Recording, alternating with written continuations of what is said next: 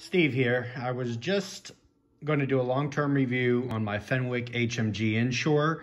I picked it up about a year ago after I broke a Daiwa rod and just wanted something I could kind of beat up until I got my new Daiwa rod back from warranty. But I've been really surprised at this. For $100, I'm struggling to find a better rod with a better warranty. It has a lifetime warranty. The store I bought it at said it was over the counter for them, so I could just bring it in if anything ever got damaged or broken, and they would just hand me a new rod. So I thought, why not take the chance? I picked up the medium 7.6 version.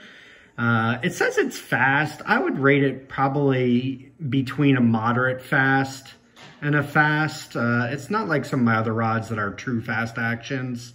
It definitely loads up really nice. It's rated from 1/8 of an ounce to an ounce, which is really a wide range. And I can tell you, it handles it pretty well. I've thrown 16th ounce Ned rig jig heads with, a finesse TRD on there, and it launches them pretty far and handles 16th to 1/8 very well. It's rated 8 to 20 pound mono, 15 to 30 braid.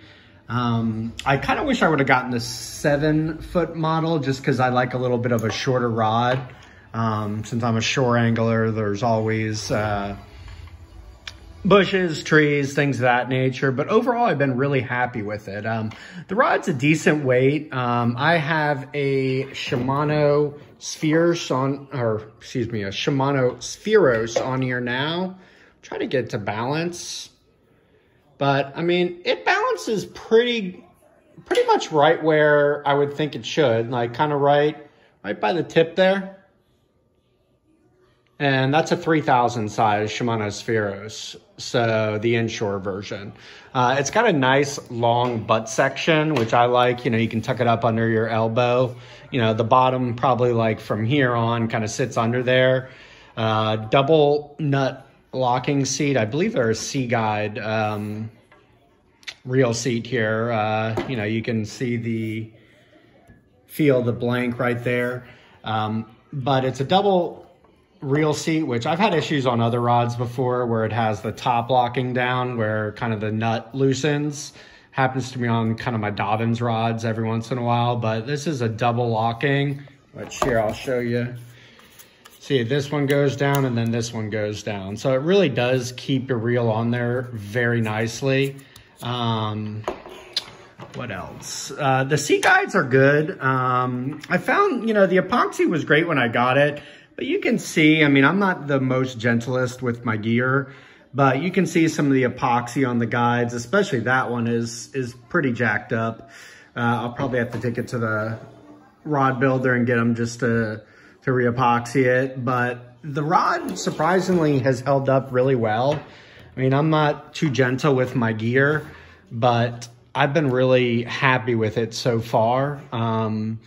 I was thinking of maybe picking up a medium heavy or a heavy. I definitely think it throws lures within that rating, the 1/8 to an ounce extremely well. I've gone as high as about 1.5 ounces, and that was pushing it. I could definitely feel it when I casted. I was definitely doing underhand kind of lob casting with the big swim baits, and it was on the higher end of what I feel you could safely throw on this rod. But anything like up to 1 ounce, 1.1 ounces maybe, I think would be perfect on this rod. I know the medium heavy is a 1/2 ounce to 1.5 ounces. And then they have I want to say a 7.6 medium heavy that I want to say is like 3/4 to like 2.5 ounces, which, if you're looking to get into some like the No Live Bait Needed, or, any other kind of bigger swim baits in a spinning version might be a good option. But overall, I definitely love the rod. It's not the lightest. It's a decent weight though. You can throw it all day and not get tired. But it's not as light as some of those other ones that are, rods that are in the 150-ish range, like, the Daiwa Tatulas, things of that nature that I have. But overall, it's a great rod. It's $100 and you're getting a lifetime warranty. I mean, like I said, my shop said they would do an over-the-counter warranty, which to me is fantastic just because there's such a shortage on rods right now, and the time to get a rod back, I had a tattoo that was out for over 6 months before they got me a new rod. So, you know, anything you can do an in-store over-the-counter warranty is pretty nice, especially if they have the rod in stock. I mean, that's the trouble with COVID. Everyone's having issues right now and it's getting rods and reels. If you have any questions, give me a shout. Hope y'all have a great day. All right, one thing I forgot to talk about was sensitivity. For a $100 rod, it's pretty sensitive. I run 10-pound braid on it to like a 20 to 30-pound leader when I'm running salt water. I also use it for freshwater. And overall, I've been very happy with how sensitive it is. I love fishing Ned rigs and freshwater and saltwater. And, you know, a 16th ounce jig head on it with a 10-pound braid and maybe a 6 to 10-pound leader is fantastic. I mean, it's not on par with maybe my Daiwa Tatula or my Dobbins Caden, but it's closer. It's, you know, it's definitely good for a $100 rod. You know, for most saltwater stuff I do, it's moving baits, so I'm not as worried about sensitivity, or I'm using a circle hook.